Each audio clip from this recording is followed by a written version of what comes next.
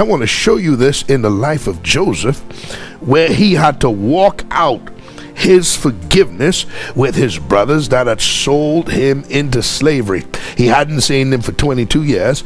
And I believe Joseph was carrying this thing, because remember when he interpreted the butler's dream, he said, look, when you get before Pharaoh, make mention of me, because I was sold into slavery and I have done nothing wrong. That meant it still bothered him that he's sold into slavery. He didn't do anything to deserve it, but it all had to do with the plan of God. And Joseph collided with the revelation of what his dream really meant.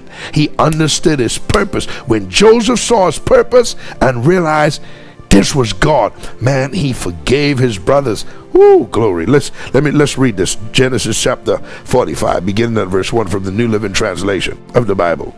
So his brothers now, they're arguing in the front of him, and they're saying, man, all of this stuff is happening to us because we have done wrong to Joseph. So now we getting locked up. This man's cup is found in Benjamin's bag. This only could be, man, God's doing this to us. God's punishing us.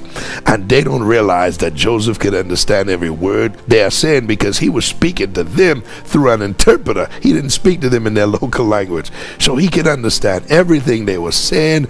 And now Joseph did his little test on them to prove that they had changed. And they proved to Joseph that they had changed, and they were not the same wicked men that they were 22 years ago when they sold him into slavery. Chapter 45, Genesis 45, verse 1. Joseph could stand it no longer. There were many people in the room, and he said to his attendants, out, all of you.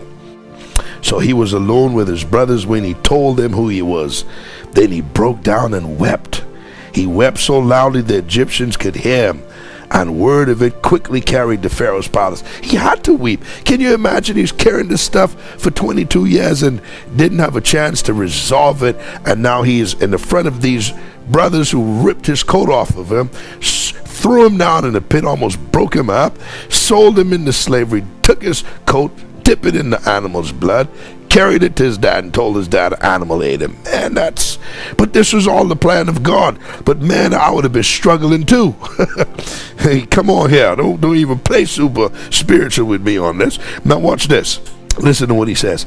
I am Joseph, he said to his brothers. Is my father still alive? But his brothers were speechless. They were stunned to realize that Joseph was standing there in front of them. Please come closer, he said to them. So they came closer.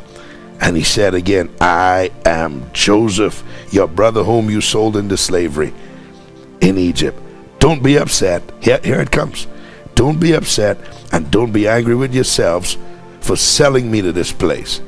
It was God who sent me here ahead of you to preserve your lives.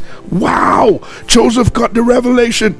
He understood that this is God. Listen, this famine that has ravaged the land for 2 years will last 5 more years, and there will be neither plowing nor harvesting. God, here it is, God has sent me ahead of you to keep you and your families alive and to preserve many survivors.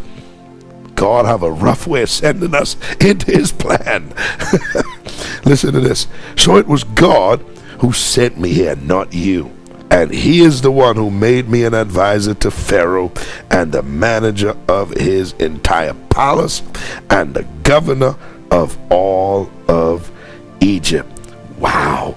Now watch this. We're coming down to the end of this thing. This is powerful. I want to take you into verse 13. Listen to what he says. Go tell my father of my honored position here in Egypt. Describe for him everything you have seen, and then bring my father here quickly. Weeping with joy, he embraced Benjamin, and Benjamin did the same.